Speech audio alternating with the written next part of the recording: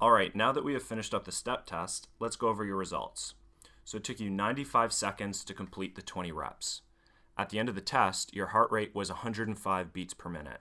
So I entered that information into my spreadsheet and calculated your VO2 max score, which ends up being 40. Have you ever heard of a VO2 max score before? No, actually, I haven't heard of anything like it. What exactly does that number mean? Well, essentially, the score tells us how well your heart, muscles, and lungs are working together. This score will give us an idea of your fitness level based on your age. So we have 5 different fitness levels: needs improvement, fair, good, excellent, and superior. Using your VO2 max score of 40 and based on your age, your VO2 max score falls into the good category. So in other words, your fitness score is okay, but there's definitely room for improvement. The Healthy Steps program will definitely be able to help you improve your overall fitness. So at this point, do you have any questions? Yeah, that all sounds pretty good. Will I have to do this test every time I see you? Yep. So we will start every Healthy Steps session by having you retake the step test. And as you start to become more active, we will see an increase in your VO2 max score. Oh, it would be great to see an improvement at the next session. I agree. So in addition to calculating your fitness score, the step test also calculates your target heart rate for exercise. Based on the results of your step test, your training heart rate is 141 beats per minute. This can also be measured in beats per 10 seconds, which would be around 23. The more intense you exercise, the higher your heart rate will be. Your training heart rate represents the heart rate during exercise that will bring about the most benefit for you while also keeping you at a safe exercise intensity. The heart rate of 23 beats in 10 seconds is going to be your target for exercise. We recommend that when exercising, you stop every 5 to 10 minutes or so to check your pulse to see if you're on target. We have a great information sheet available, or job aid, that will show you how to measure your pulse and calculate your heart rate if you don't know how to do that. So when you're exercising, try to stop every once in a while and take your pulse. You may also find that some treadmills or stationary bikes measure heart rate. If you're at your target heart rate, that's great. If not, try to increase your heart rate by increasing the intensity of your exercise. But don't worry about remembering these numbers. I've recorded all of this information on your exercise prescription form, which you'll take home with you. So do you have any questions? Geez, I don't know if I'll be able to get up to 140 beats per minute when I'm exercising. I have a bad knee, so I find it hard to run faster than a leisurely jog. Don't worry about it. That's totally okay. If you're not able to reach this target heart rate while jogging, continue to jog at a pace that's comfortable for you. But there may be other activities that you could consider vigorous but are easier on your joints, like swimming or cycling. We can talk about some options when we move on to setting your exercise goals. Great, that makes sense. What next? Now that we've gone over the step test, we can start talking about your current level of exercise. Excellent, let's do it. Okay, so before we started the step test, you indicated that you're currently exercising about 30 minutes a week. Is that correct? Yeah, that's about right. I generally go for a 15-minute jog with my dog twice a week. So do you think you could increase your weekly exercise time by 15 minutes? That would bring your total exercise time to about 45 minutes per week. Is that it? I feel like that isn't really going to make any difference. So it may not seem like a huge difference now, but the aim is for you to increase your exercise levels gradually so you can sustain this improvement long term. So let's look at how these small increases would look over the course of your involvement in the program. So you're currently at 30 minutes of exercise per week. If you increase your time by just 15 minutes a week over the 4 sessions that you'll be in the program, you'll be exercising an entire hour per week more than you are today. So if you were to add a third 15-minute jog with your dog every week, that would bring your exercise time to 45 minutes. You would continue to exercise for 45 minutes a week until our next Healthy Steps coaching session. Using the strategy of increasing your exercise by 15 minutes of exercise after every Healthy Steps coaching session, you would increase your total exercise time to 90 minutes per week. That would be triple the amount of exercise you are currently doing. That's true. I guess I didn't really think about it like that. It's amazing what a small increase at each session will do over the course of the Healthy Steps program. So it sounds like you're willing to commit to 15 extra minutes of exercise per week? Absolutely. I definitely think I can do that. All right, that's great. So we've found that people have the best chance of achieving their goals when they follow the SMART goal setting guidelines. Are you familiar with what that is? I think I might remember that from high school, but I need a reminder. No worries. So SMART stands for specific, measurable, attainable, relevant, and time-bound. We have set up each of the 3 HealtheSteps prescriptions to help you set goals that satisfy these criteria. So we've already set a measurable, attainable, relevant, and time-bound goal when you committed to increasing your weekly exercise by 15 minutes. Now let's try and make this goal a little more specific. So if you're going to be aiming for 45 minutes of exercise per week, what do you think that will look like? What types of exercise do you enjoy doing? Well, like I mentioned before, my knees are a little messed up, so I can't really run more than I'm already doing. I also like to walk, but that's pretty much all I do for exercise at this point. Well, brisk walking can be a great form of exercise. With your bad knee in mind, are there any other vigorous activities that you enjoy that might get your heart rate up?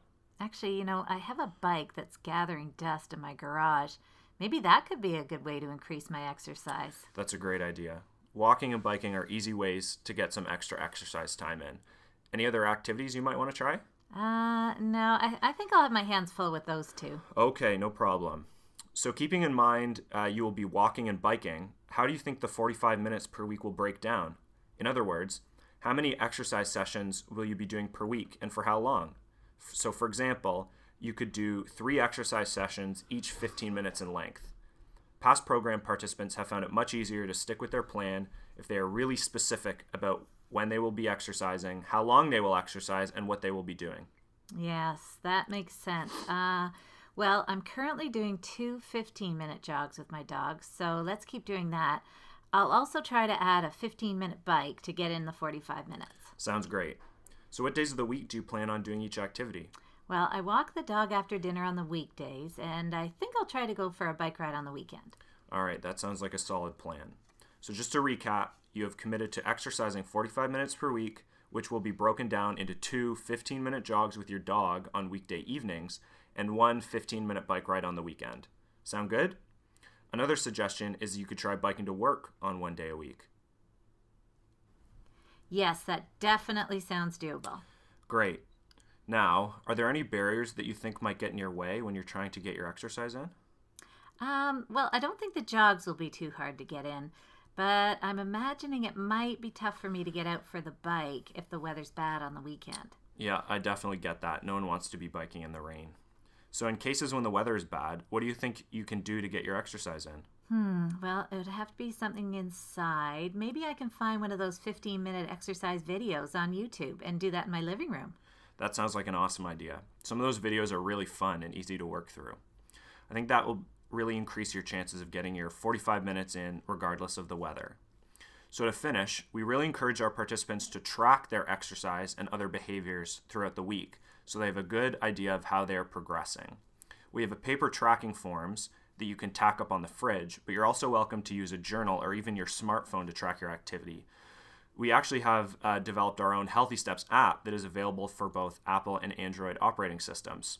So considering all that, how do you think you'll be able to track your exercise behaviors? Well, I'm not great with my phone. I forget it everywhere and I don't charge it often, so maybe that's not the best idea. But I do like the idea of putting up the tracking forms on my fridge. That way it can be a little reminder when I go grab something to eat. Yeah, I agree. That's a great way to remind yourself. Anything else you want to discuss before we move on to the physical activity prescription? I think we're great. Thanks. Okay, great. So first things first, let's go over your baseline step count. As you know, we asked you to wear a pedometer for the last 7 days and record your daily step count. The purpose of this was to calculate your average step count over this period that will be considered your baseline step count that we can set goals from. So based on your last 7 days, your average step count is about 3,000 steps per day. Do you have any questions so far? No, that sounds about right. But I do know I need to get out more and walk. Well, in addition to going for walks, there's actually many simple changes that you can make that will increase your step count, like parking further away from the grocery store or getting off the bus a few stops earlier and walking the rest of the way. Wow, those are great ideas. I don't think I'd really notice those changes. So the HealtheSteps program includes a specific set of guidelines for setting goals related to your step count. As opposed to the exercise prescription, which you will set in person at every session, the physical activity prescription changes every week. So for week 1, which is going to begin tomorrow, we recommend that participants attempt to increase their baseline step count by 1,500 steps on at least 3 of 7 days. So in your case, That would be hitting 4,500 steps on at least 3 days next week. How does that sound? Okay, so 50% more steps on 3 days next week. I think I can do that. Okay, great. So I'm going to record that as your step count goal. And just so you remember, you'll also get a copy of your prescriptions, so no need to remember any of these numbers. Now, similarly to the exercise prescription, we find it is really helpful to outline some specific strategies for getting these extra steps in and some barriers to achieving your goal. Can you think of some strategies to improve your step count? Well, hopefully I'll get some extra steps in while achieving my exercise goals, so that definitely will help. Also, I really like the parking further away from the grocery store or the mall. That's a great idea. I enjoy watching TV at night after work, so maybe I could walk around during the commercial breaks. Yeah, those are awesome ideas. I'll record them on the physical activity prescription form. So can you think of anything else that might get in the way of these strategies? I don't think so. They're all pretty easy things to do. I just need to get in the habit of doing them. Yep, I get that. And since you said you will post your tracking form on the fridge, you'll have an easy way to remember your goals. And I'm assuming I'll be tracking my number of steps every day? Yes, I think that would be a really helpful way of tracking your progress. And as I mentioned before, you will be setting a new physical activity goal every week. As you can see on the physical activity prescription form, we have a table that will allow you to gradually increase the number of steps you take week by week. I'm going to give you 8 blank copies of this prescription form that you can take with you and use to update your prescription. If you're able to achieve your goal, continue setting new goals based on the table. If you're unable to achieve your goal, consider whether you need to change the strategies you're using. Consider trying new strategies to achieve your goal and list them on the weekly prescription form. Now remember, we have found in the past that participants are most successful when they set SMART goals, which means your goal is specific enough to be measured, is achievable, and relevant to increasing your step count. The way in which the physical activity prescription is set up makes it easy to satisfy all of these criteria. Great. Every Sunday morning, I like to read the paper with my morning coffee, so I can review my tracking sheets for the week as well. That's a great plan. Any other comments before we move on to the healthy eating prescription? No, I'm feeling very positive about my goals so far. All right, now let's move on to the healthy eating prescription. To start, we're going to go over your baseline eating behaviors. After we figure out your normal eating behaviors, then we can try to improve certain areas through goal setting. So you can see on the healthy eating prescription form that there's a space for you to indicate how many servings of certain foods you're currently eating. So here's a copy of Canada's Food Guide, which has the information on how much a serving size is for certain foods, which you might find helpful during this process. All right, so to start, how many servings of fruit and vegetables are you currently consuming per day?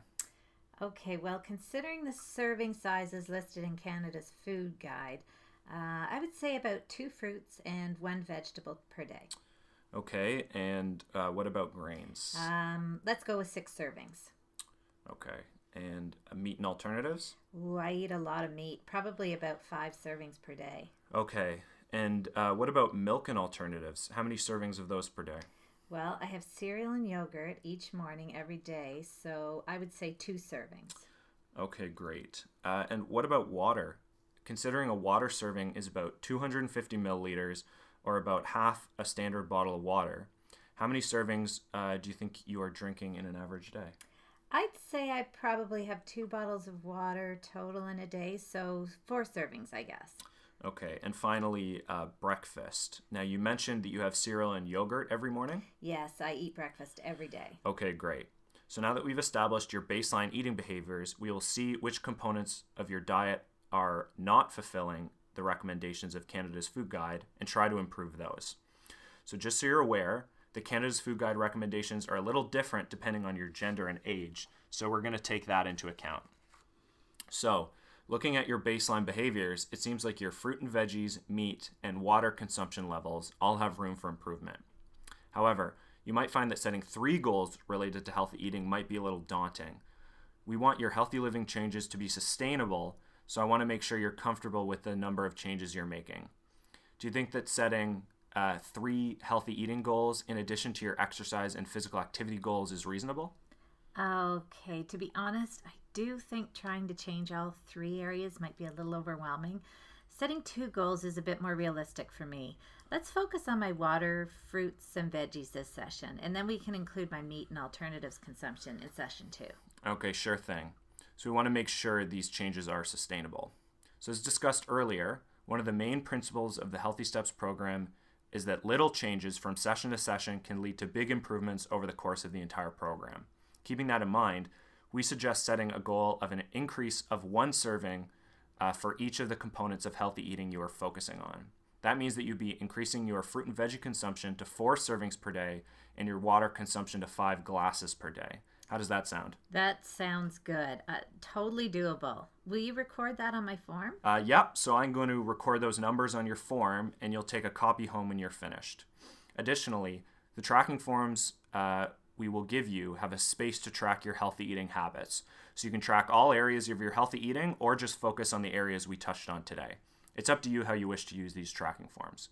Some people find that they like to write everything down, while others feel that all that tracking might be overwhelming. We want to provide you with the tools to achieve your healthy living goals, so feel free to use these sheets however you think is best. Okay, that sounds good. It's really helpful for me to write everything down. That way I don't miss anything. So my eating goal is 4 fruits and veggies and 5 glasses of water? Exactly. So similarly to the exercise and physical activity prescriptions, we want to identify strategies that you can use to achieve your goals. So how do you think you can get in 1 extra fruit or veggie and 1 glass of water? Well, I never drink water at work, so maybe I can buy one of those reusable water bottles and bring that to work. I think I'd be able to get in at least 1 more glass of water that way. That's a great idea. Do you bring a lunch to work? Yes, I pack a lunch every morning. So you could pack the water bottle with your lunch. That way you wouldn't forget? Exactly. Okay, great. So what about fruits and veggies? Any idea on that front? That's a tougher one. I don't really know where I could add in more. Okay. Well, are there any meals where you aren't currently eating any fruits or veggies? No, I have berries in my yogurt in the morning. I pack an apple in my lunch, and I'll have salad or some other veggie at dinner. I don't think I could add any more servings to any of those meals. Okay. What about snacks? Do you usually eat a snack? And if so, what do you usually eat? Well, I pack a granola bar in my lunch that I eat around 2:30 every day. Maybe I could swap out the granola bar for an orange or a banana. I think that's a perfect idea. Do you think that's a strategy that might work? Yes, I think that will work. If not, we can revisit my strategies next session. Great. So any more thoughts before we finish up? No, I'm excited to start achieving my goals. That's the spirit. To finish, I'm going to go make some photocopies of your exercise, physical activity, and healthy eating forms so you can take them home. In addition, I'll also be giving you extra copies of the physical activity forms so you can reset your goals every week. I will also be giving you plenty of tracking forms for you to post on your fridge. So before we finish, do you have any more questions? No, I don't have any questions right now. I think the goals we've set are reasonable and definitely achievable for me. Thank you so much for guiding me through the session.